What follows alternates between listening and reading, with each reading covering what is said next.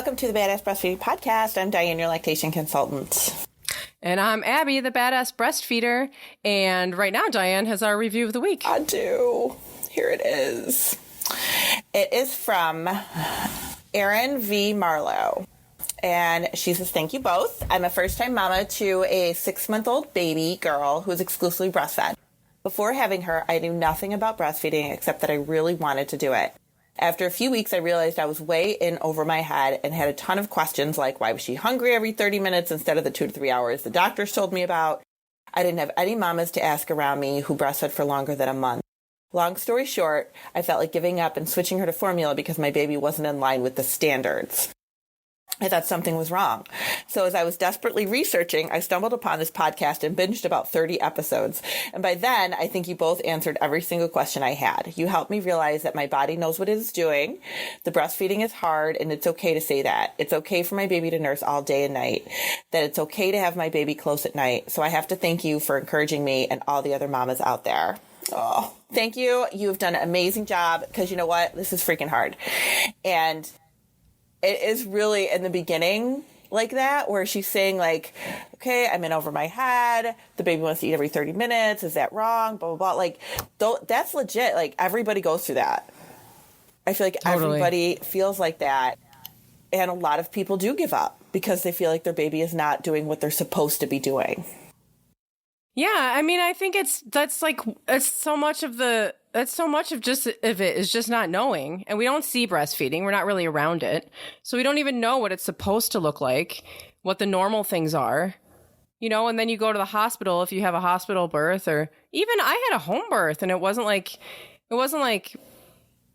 you know, there wasn't a big focus on breastfeeding and what the normal things were going to be. And you're just kind of left there with just this baby. And you're like, I don't know what it's supposed to be doing. Right. And then you go to the doctor and they're like, you're doing it wrong. Yeah. Or your mother-in-law tells you you're doing it wrong. Or your sister tells you you're doing it wrong. Like, nobody tells you what to do anyway or how to do it. And there is no right or wrong. This is a baby. They change it up every day. So it's okay to feel like, what am I doing?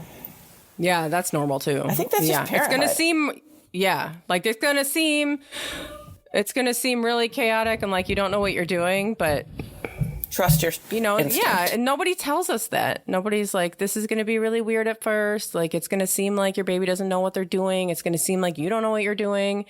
You know, your baby's going to be doing one thing and then another thing, and it's going to seem strange because you've never been through it, but it's normal. So no one says that. It took me 10 seconds to say that. No one says it. Everybody should say it. So that's why we're telling you.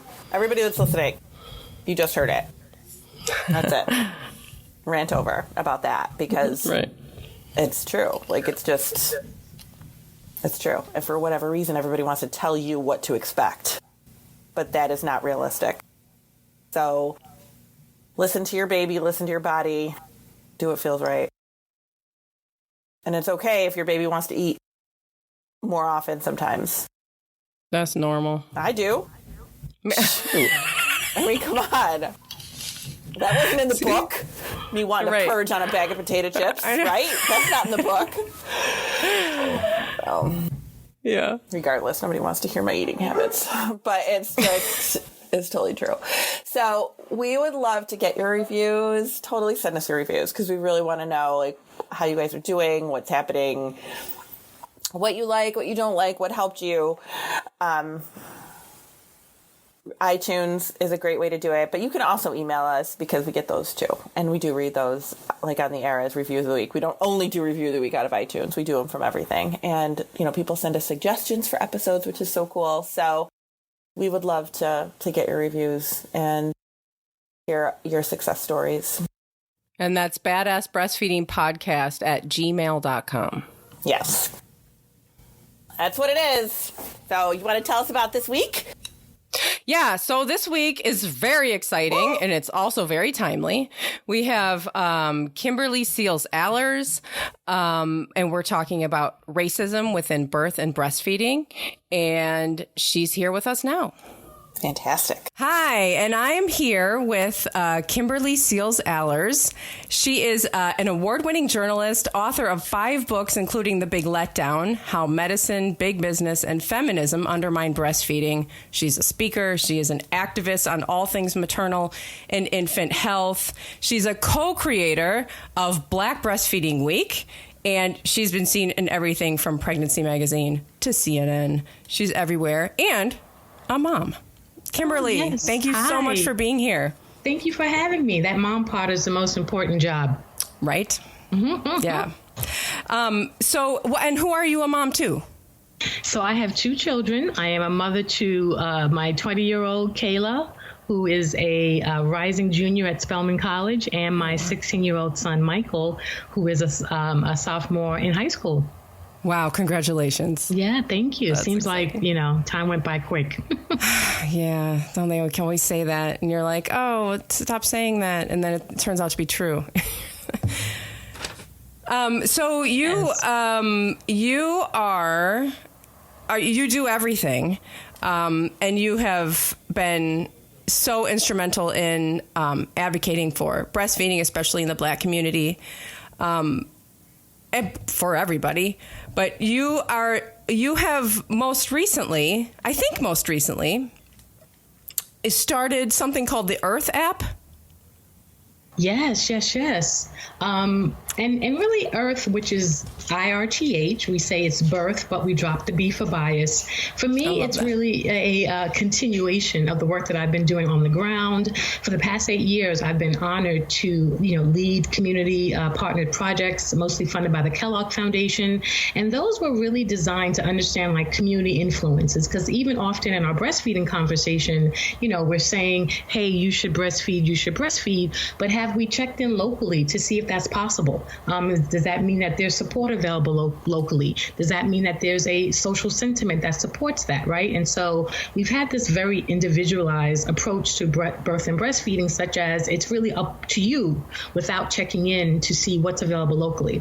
And if you think about this, I think in our bigger food conversation, we've already acknowledged that that's not the greatest way to approach it, right? And so now we acknowledge that there are food deserts, and that it is not just up to that person to access healthy fruits and vegetables, and that actually if you can do so easily, or if you have to travel 30 miles to do that, matters, including also safe spaces to exercise. So in the same way, what do we know about what's happening locally that could impact both birth outcomes, but also breastfeeding initiation duration? And so as a result of doing these projects and exploring this idea, which was really me putting on my journalist hat and asking folks a lot of questions in their communities, what was obvious was this, constant thread around the experiences people were having in their healthcare interactions. And that range from experiences of mistreatment, which have been documented to be higher among Black and brown women, particularly Indigenous women, and also, as we know, death. The Black maternal mortality rate is unconscionably high in this country, as is the Black infant mortality rate. And so, as I was working in these cities, and I worked in Jackson, Mississippi, Birmingham, Alabama, New Orleans, and I moved, and we worked in Philadelphia. We spent several years in Detroit, and, it was always the same thing. And so I was deeply troubled to see this thread, particularly around poor experiences of healthcare interactions, much of it related to stereotypes around racist stereotypes and things like that, and really wanted to create a solution that could address it. That's incredible. And so the app itself, I saw it described as a Yelp-like app. Yes, it definitely is a Yelp-like app. So it's a Yelp-like, and I'll talk about the like part, review and rating service for maternity and infant care. So it will capture your prenatal experience plus an experience at a birthing hospital, but also up to 1 year of pediatric care. And so basically what we know, and this is actually my own personal experience, is that who you are matters, and that not all people are receiving the same standard of care. For example, to share a personal personal experience, when I had my first child, I was in graduate school at Columbia and, kind of living in New York City where I was not living before, and asked around for recommendations for hospitals. Many of my friends who had children at that time were my white girlfriends, and they gave me very great recommendations for a number of hospitals. One that they highly recommended, and I went there and left traumatized. And it was such a glaring example of the disparity in treatment. We often said, "Were you at?" They said, "Were you at the same place?" And the fact is, yes, I was. But at that time in my life, I was not yet married. And because I was in grad school, I was still on student insurance, and I was treated like an unwed Black woman with basic insurance. And I never forgot that experience. I lived that and I felt that. And so it was clear to me at that time that having the even well-intentioned experience of my girlfriends who were technically my peers, but by circumstances were not my peers at that moment in my life, was not helpful. And so what IRTH aims to do is to on the front end, to allow you to access a review from someone like you. So that would allow you to go into the app. You put in a few features about yourself, your race, ethnicity, your sexual orientation, your gender, your income, et cetera, and it would generate a review from someone actually like you, so that this becomes a decision-making tool for Black and brown women in terms of who they want to choose as a provider based on whether people like them say that they've experienced good care there. On the back end, we want to use this data to actually push for social change. So that's the other point of IRTH, is to be able to say, now we have these qualitative experiences, and to be able to say, go to hospital and say, hey, funny thing, 80% of the Black women or 80% of the Latina women or the same-sex couples are saying they're having this specific experience. And so we really want to take these qualitative experiences, turn them into data that can be used for systemic change. But we're also very interested, and this again goes back to my journalist hat, of switching the narrative in Black maternal mortality and Black women care, in that we are often framed as the victims, right? Every headline is we're dying, or there's a glaring statistic or a depressing statistic. But with IRTH, we use our consumer power to push for change. And we will collectively inform each other of where we're receiving good care, and use our consumer power to hold physicians and hospitals accountable for the treatment we are receiving. That's so incredible that it's it's for actual individuals, for people who are looking for the care, but also it's this, just like you said, it's going to be able to hold doctors and hospitals accountable. They're going to be able to see this feedback. People are going to see feedback, and they're going to feel the pressure. Exactly. And what we've lacked is public accountability. Trust me, hospitals know the experiences of care, right? Many of us fill out those surveys, but that's not shared publicly, and that's part of the problem. And unfortunately, it has been an industry that has been slow to self-regulate. And as we've seen in many other industries, sometimes you need a disruption that's really puts the power in the consumer's hands to help move things along. So that's what we're hoping for with IRTH, that it could be a tool to help move the industry along, even in their own efforts to self-regulate. That's it's with technology, I think it's become it's sort of a to use a cliche, like a blessing and a curse, right? There's so much, we're bombarded with so much information now, it can be really overwhelming, but it's also being used now, and this is an example of it, for to make change. Yes. This is so important. I mean, we think about, data for good and technology for good, because there's so many things going on. But I think this is important, and it's important for us to think about ways that we can achieve social change. One of the things, and I know that there are many wonderful opportunities for people to share their birth experiences. But it was really important to me that it wasn't just that, and that it is a tool for change. And then going back to what you were saying about when I say Yelp-like, it is also a tool to actually decode bias. So for example, on Yelp, you can, leave kind of a free-form review. And IRTH is really designed to literally walk you through the process of breaking down what happened to you. Was it, lack of eye contact or dismissive tone? Or was it you requested a diagnostic test that was not done in a reasonable amount of time? Were your pain levels ignored? So we are literally trying to document those experiences so we can decode bias. And this is why that's so important, Abby, is because right now hospitals their approach to bias training has been a general overall approach. You go in, you sit down for perhaps an hour or two, you try to think about your childhood and experiences, and it's a very kind of cerebral moment. And, that's helpful. But it's called unconscious bias for a reason, right? And so most people aren't even aware of the ways that the bias is showing up. And so we really want this to be an extra level of data to really help people see what it is and to say, this is the exact thing, so that we can move this conversation about bias into a more practical area and not just deal with it as an abstract notion. And I was just going to ask you about the unconscious bias. They're because people can say, well, I'm not racist, I'm not biased. This hospital treats everybody equally, or I treat, but and we don't have the concrete examples, or people, if it's unconscious, they're not even they don't know they're doing it, or systemic. It's just a part of the way that it operates. Mm-hmm. Absolutely.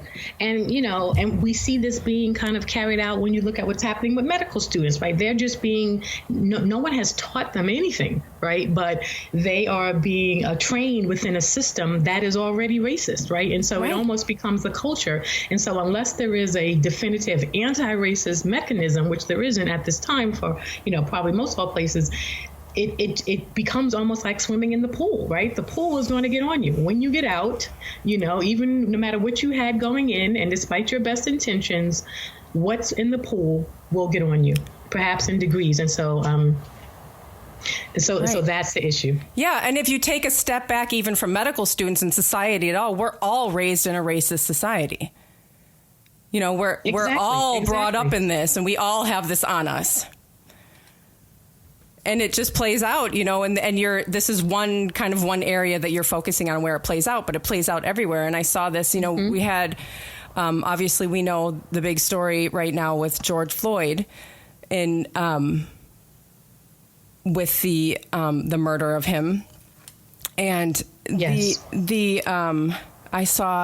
I think it was Will Smith who said, race isn't getting worse. It's just being recorded. This is the thing about the phones. I was saying to my friend yesterday that, we're all on our phones more because we're in quarantine, right? Yeah. And on one hand, as we think about the brother Floyd and even, more incidents, or even what happened in Central Park. Yes. That the phone has become a tool for survival for Black people, and not necessarily for justice, but at least to document.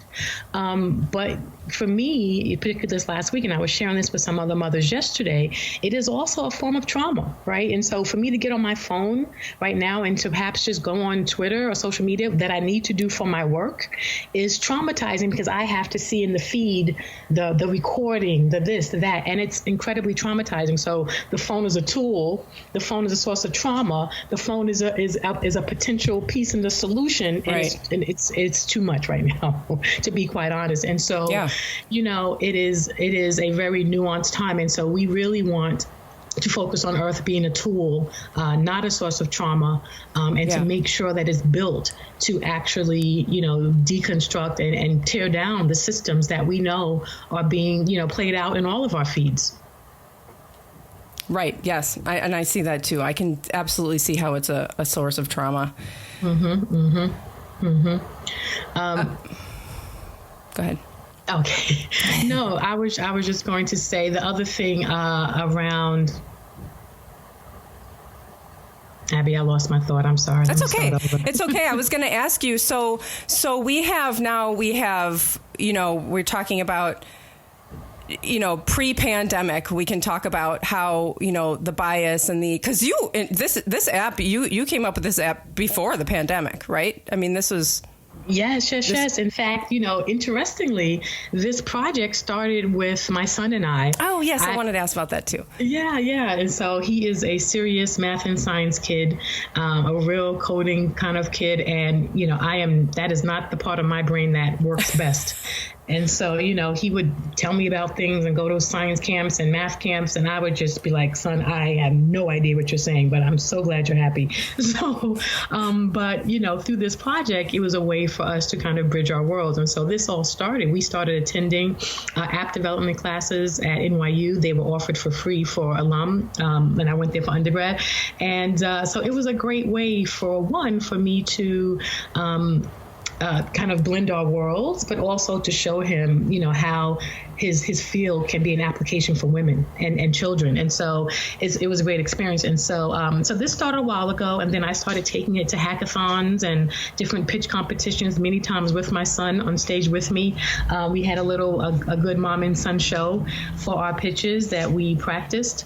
And so, I have been working on it, and I feel like, it's been also beautiful. And as you know, for my children to see an evolution of a dream and a vision, right? And that we started on something that was an idea. We worked on it. We acquired the skills and tools to make it real. And my son worked on developing some early wireframes. And then we went to opportunities. And, so that's been just an amazing process, particularly as a mother.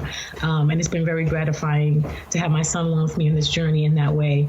And also for both of my children to see what happens, when you can apply hard work and really see something through.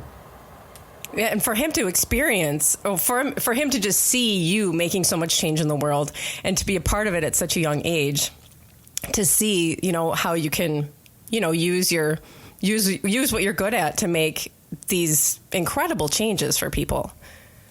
Yeah, I mean, I appreciate that. And sometimes they get that. Sometimes, as you know, I'm just mom and they want to know what's for dinner. No matter what I'm trying to do to change the world. I can feel that. So we were talking about, we were going to talk about the pandemic. So we're talking about this conversation that we've had, so far could have just been a regular conversation pre-pandemic. The bias exists, the racism exists, the outcomes, the health outcomes are there, and we know these things. And so now there's a pandemic. What are you seeing? Yeah. In the Black community, or for people of color that are, in the maternal and infant world that you're in? Yeah. And, Abby, thank you for acknowledging that distinction.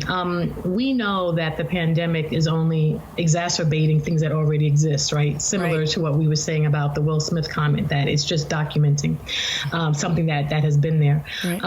And so what we're seeing, having known that Black and brown folks were disproportionately on the receiving end of mistreatment during birth and other interactions, we're just seeing that exacerbated. We're just hearing more instances. And now, as we know, in many states, particularly as the pandemic broke, doulas who have been proven to reduce doulas who have been proven to improve birth outcomes for Black women and other women of color were suddenly kicked out of hospitals. They were deemed visitors and not recognized as the critical medical staff that they are, as many of our healthcare organizations have recognized them as. And so this, in a bigger picture, my feminist language is about kind of control of women, but also what we know around these experiences being exacerbated, particularly as those who have been trained to be eyewitnesses and advocates, particularly for those such as Black women, women of color, were cast aside, were kicked out and taken away from the process. And so this was very concerning. And, I live in New York City, and certainly the stories here, we had a number of deaths of mothers after childbirth. It's just been deeply, deeply concerning. And so this is why IRTH is so important. In fact, we have ramped up are collecting experiences during COVID-19. So if there are any women of color who have given birth during the pandemic, please share your experience at birthwithoutbias.com, because we have created a unique portal to capture specifically those experiences. And also we are raffling off gift cards weekly in acknowledgement that people need support and that their stories have value and matter. So, any help in spreading that word be appreciated. And so the pandemic has just exacerbated things. We see this also in breastfeeding, this separation.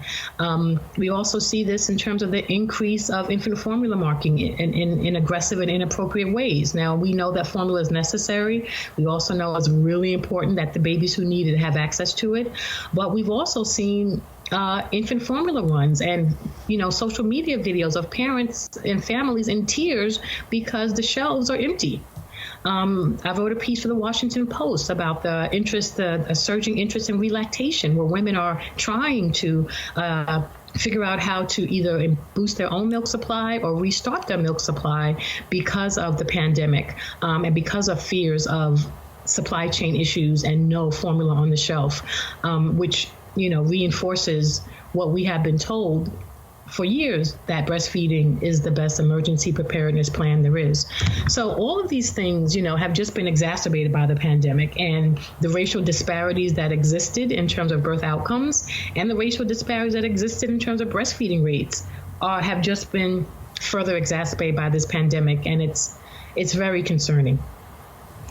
Yes, I for Black Breastfeeding Week last year, I had on a woman her name is Erica Byers, and she's a member of the community on Instagram, and she shared a story that she's a Black mother. She shared that when she became pregnant, and she said that she immediately became afraid. She felt, she knew that she knew about the risk, the maternal mortality rates in the Black community. And, she was telling the story, and I'm a white person, and I'm thinking, I didn't know anything about anything before I got pregnant. I knew nothing about rates, anything like that.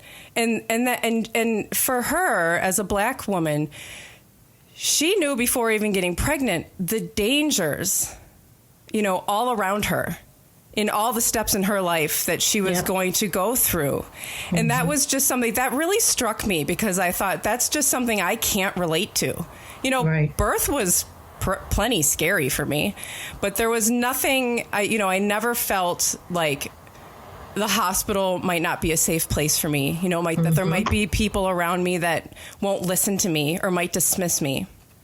That was something that I didn't relate to, and that difference comes simply from our skin color difference. Yeah, so true, Abby. Thank you for acknowledging that. I mean, I think one of the things that I often share when I'm speaking is that we need to separate the act of birth and breastfeeding from the experience of birth and breastfeeding, right? And so we look at birth. Yes, we are all going to go through a 40-week gestational period and somehow get a baby out of our uterus one way or the other, right? But the experience of what that looks like is very different, often based on skin color. It can be socioeconomics. And this is where our advocacy work really needs to be centered for everyone who cares about this issue, because you're right. The experience of giving birth for a Black woman is about fear. And that's unfortunate, because we know what releasing those types of stress hormones can do to your fetus, right? And so it almost becomes a self-fulfilling prophecy, where the birth outcomes are being impacted by the stress and the fear and the anxiety that exists because of racism, but we can't really stop the racism. You know what I'm saying? And so how do we really ultimately improve birth outcomes, right? And so these things are all connected.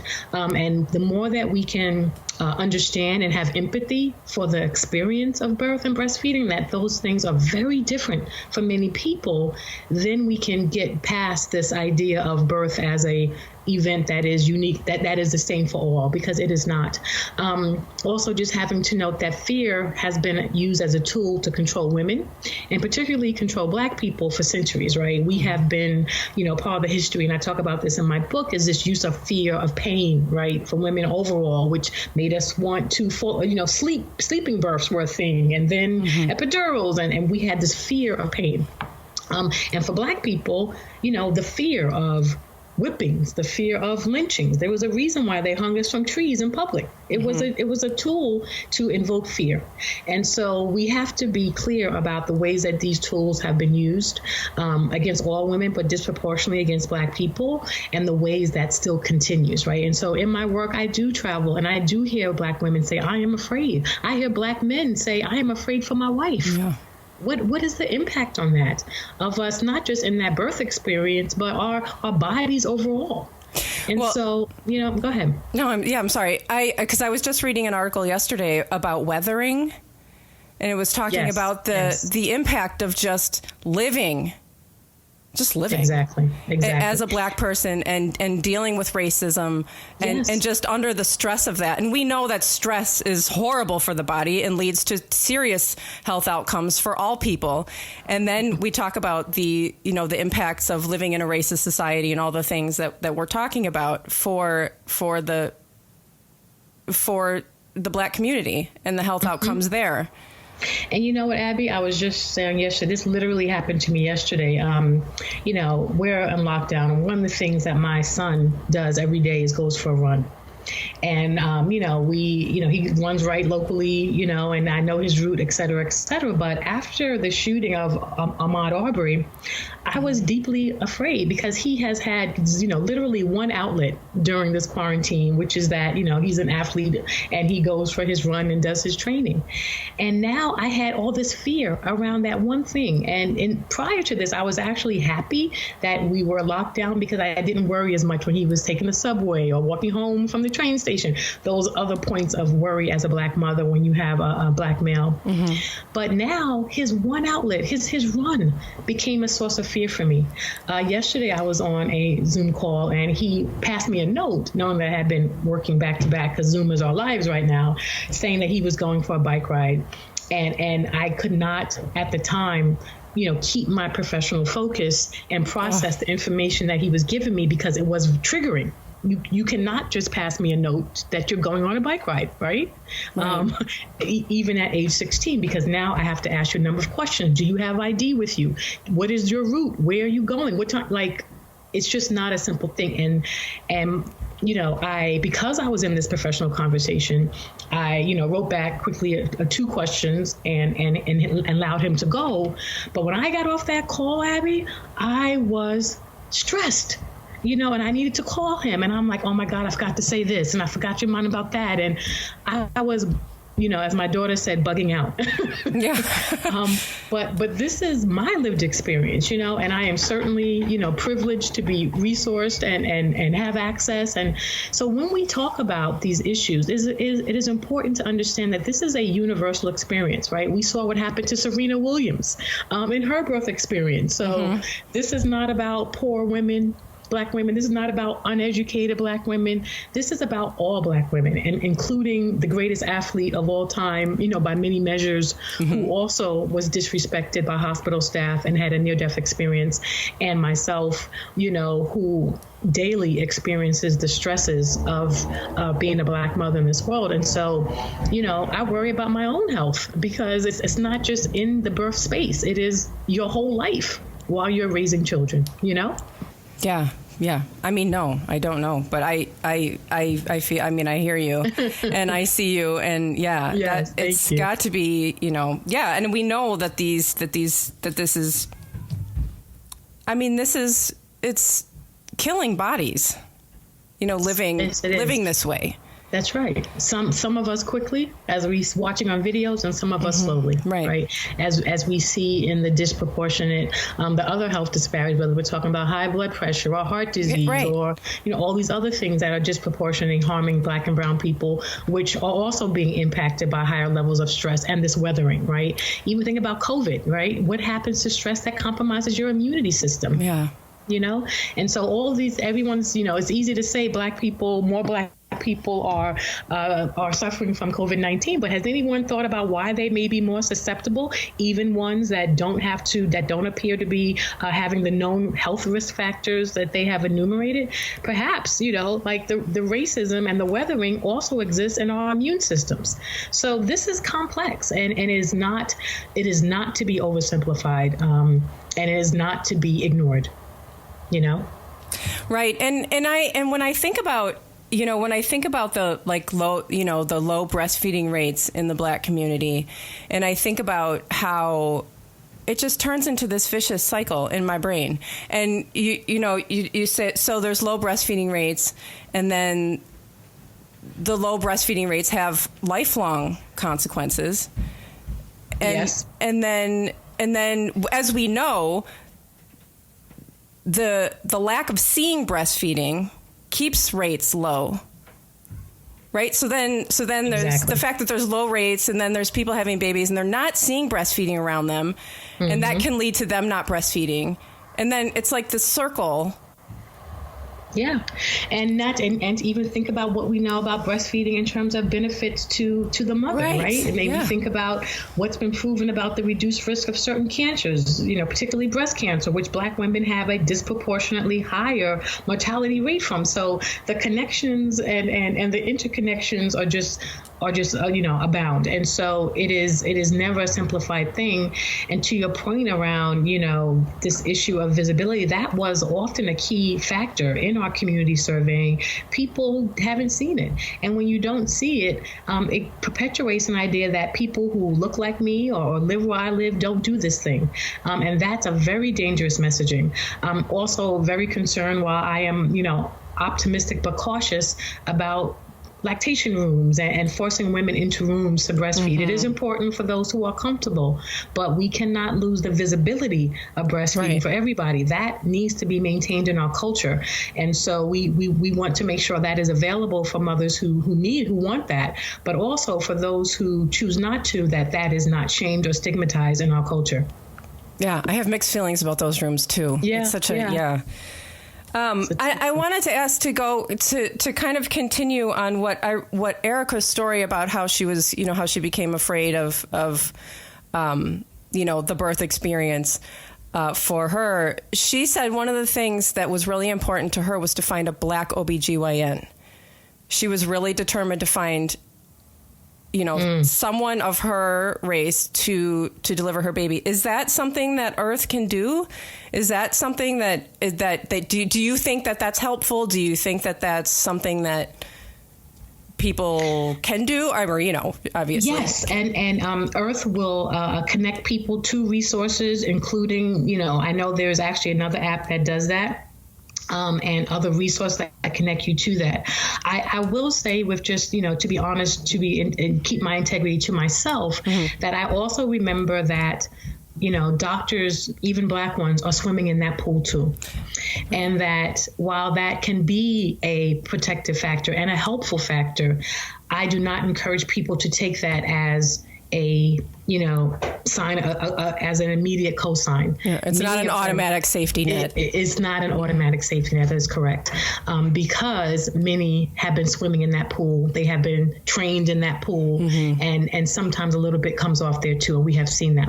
What I will say is that we need more access to options outside the hospitals, right? I mean, I think that, and I wrote about this, one thing the pandemic has shown us is that when we get to the root cause, it was the medicalization of birth. There was no reason why birth needs to happen in a hospital. Right. It is not a medical event. You are not sick. And so this whole separation came from this ridiculous concept that people who are not sick are going to places with sick people, which is going back to the ways that the patriarchy has taken over the things that women do. And so it is equally more important, in my opinion, to look at out-of-hospital options. How do we get more access to childbirth centers? How do we get more access to midwifery-led care and have a doula there? Those things are equally as important, and I might argue more important than whether or not your OBGYN is Black or not. And so we need to push for those changes, which can affect all. Not everybody will be able to access a Black OBGYN, like, unfortunately, or a brown one. Right. But what can we do to make childbirth centers or midwifery care more accessible? What we found out this pandemic is that, I don't know if you read about these stories of women trying to drive across state lines to find a midwife who would do their homework, right? We've criminalized midwives because of the medical system, and then women were actually driving to find one. How stressful is that? So why aren't midwives, and home birth midwives legal? Right. In every state, they are illegal. Right. And people are even, I've heard stories of people just having unassisted births at home because they couldn't find one maybe, and they're too afraid to go to the hospital. And then they start looking for YouTube videos. I mean, this is dangerous. Right. That is actually dangerous, and shout out and God bless to those women who did that. I would be traumatized, but this women deserve better. And I hope that, within this space that we began demanding better. I've been leading a series of online and conversations called the Silver Linings Playbook. And it's been so exciting, and I hope to have the recordings up soon for those who didn't participate in this first run. But what we've been talking about is how do we leverage this new awareness, this awareness that women now have that, wait a minute, why can't I get a midwife? Wait a minute, why do I have to go to a hospital if I'm not sick? Wait a minute, why is this system saying that a doula, who was recognized by every professional organization in the medical field as a respected medical health birth worker, is now a visitor? Like, how do we leverage this awareness? What are the silver linings of this pandemic? And what can we do as women, as practitioners, as people who work in public health around this issue to literally shift that? And so it has been such a dynamic conversation. I had so much content that I felt we wanted to work through. It's been like a 4-week series. I saw. So it's a 4-week series, right? And it's called the Silver Linings Playbook. And we can find it on I saw it on your Instagram. Okay, great. Is that where? Yes, you can find the information on my Instagram at IMK Seals Allers. You can find all the details at the website, KimberlySealsAllers.com. And, we're real excited about this series, what people have committed to. And it's been a real process for us to walk through. How do we leverage this? History tells us that pandemics are, society changing opportunities. And so if that is the opportunity before us, we have a lot to change, and we can't let it go back to what it was before. Right. I feel very passionately about that.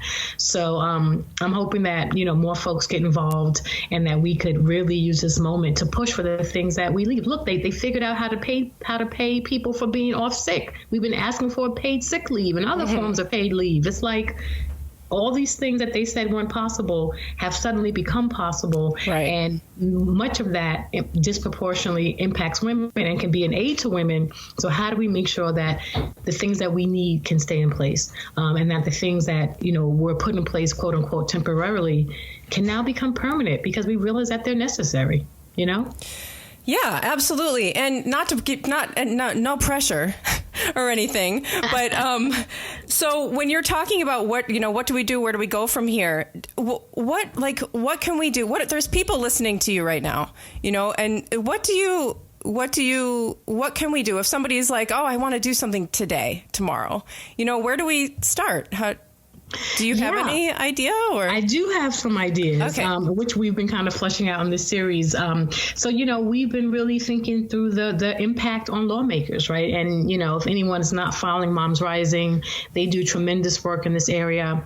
But how do we really use our power with lawmakers and to push for change and to hold them accountable for making change? The other thing that's been interesting that we've noted in our Silver Linings Playbook is that we've seen the rise, kind of empower and influence of more local leaders. And I think that we've been pushing hard for federal policy that is really important. But right now, there's a spotlight on our state leaders, even our city leaders, right? And so how do we leverage their moment in the spotlight to advocate to them more. We may not get the federal policy, but we could start locally and let that bubble up. And so focusing local, start where you're at, your mayor, your governor, really pushing that out. And then how do we as a community, I mean, you all have a tremendous following. How do we kind of harness our social media power? And use that toward pushing for the change that we want. I mean, we saw what social media has been able to do to raise awareness about some of these issues we were just talking about in terms of racist interactions and things like that. Much of that change was powered by social media getting behind it, right? And so we know that's a force, but we don't work collectively. And I often say, we work in agreement, but not in coordination, right? And so how do we, yes, we all agree that birth should be better. Yes, we all agree that breastfeeding should be supported, but are we working together to achieve that? And I mean, like literally together, perhaps on the same day. So we've been working on, I've been leading a group that talks about coordinated action, social media events and things like that. And so, these are the things that I think will be important for us to capitalize in this moment, because I believe there will be a small opportunity to act before, those forces that want to go back to business as usual. Come now. Right. Exactly. Like yesterday. So yeah. Would love all of us to get connected. And this is the other thing, Abby, I think that I've been talking about and in that series is opportunity for cohesion among mothers, right? And that, we have allowed, and I use air quotes around mommy wars because I believe that they were created by marketing as marketing tools to basically sell us things and divide women. But, as we are all in this new spirit of cohesion and we're helping our neighbors get groceries and we're, really realizing that we're all in this together, what a moment for mothers to also demonstrate that. And we could kind of end this dividing, whether that dividing is about breastfeeding or formula feeding, another thing that I don't subscribe to, or about some of the other ways we have allowed commercial influences to divide us, that we could actually come together around these core issues around birth and people not being separated from breastfeeding as a basic thing that we all can agree to. And perhaps that could be the start of something else, so I'm encouraged as well by that possibility. Well, that's amazing. Those are fantastic ideas. I am on board. Okay, great. Well, I will be in touch. Yes, I would love to be involved in everything that you're involved in. Thank you. So thank you so much for being here. This is such a fantastic conversation. And there's so many things that you're doing. So I want to remind people the Silver Linings Playbook, which is a series that you're doing. We can find that on, like you said, your website is KimberlySealsAllers.com. That's correct. And you can find the playbook series there. It actually, our last week is June 4th, but we expect to have the videos up if you wanted to watch the series. There was some group work that we did not record because people were really working together to come up with these plans. But we'll be sharing those plans, the outputs from that work, as well as making the recordings accessible within the next 14 days after the session wraps up. So please, stay tuned and watch for that. Okay, fantastic. And your Instagram is I am K Seals Allers. And don't worry, everybody, I'm going to put all this on our website, all the links, so you can find it. Yes. And then for the IRTH app, yes, you can check it out at birthwithoutbias.com. But please also follow the IRTH app on Instagram or Facebook to stay up to date. You know, the other thing that I really want to say, Abby, is like IRTH is a tool for all women. And I see it as a tool for allyship, right? Because one, we actually need white women in the app so that we can see if there is any differentiation. If we can see whether perhaps this hospital is just crappy to everybody, which is important to know, right? So we need white women in the app to share their experiences for differentiation. And that's important. So I love when white women say to me, Kimberly, I want to use this app because if a doctor is not treating, Black and brown women properly, I'm not going there either, right? And that's powerful. That is powerful. Isn't that powerful? Because now IRTH becomes a tool for all women to use their experiences in service of the Black women and brown women who are being disproportionately harmed by this system, right? And I just gave myself goosebumps explaining that because the potential of that is so exciting to me, and that all white women, all women could come into the app, share their experiences in service of creating the data that we know is necessary to help Black and brown women improve their experiences. And so, I just want to say IRTH is a tool for allyship, and I hope others will see it that way. And that, please stay up to date to learn. We'll be coming as we go into cities, and we'll be restructuring our work to capture, review, collection in different cities. But also that please to understand that it's a tool for allyship, and we invite everyone to follow us and stay up to date.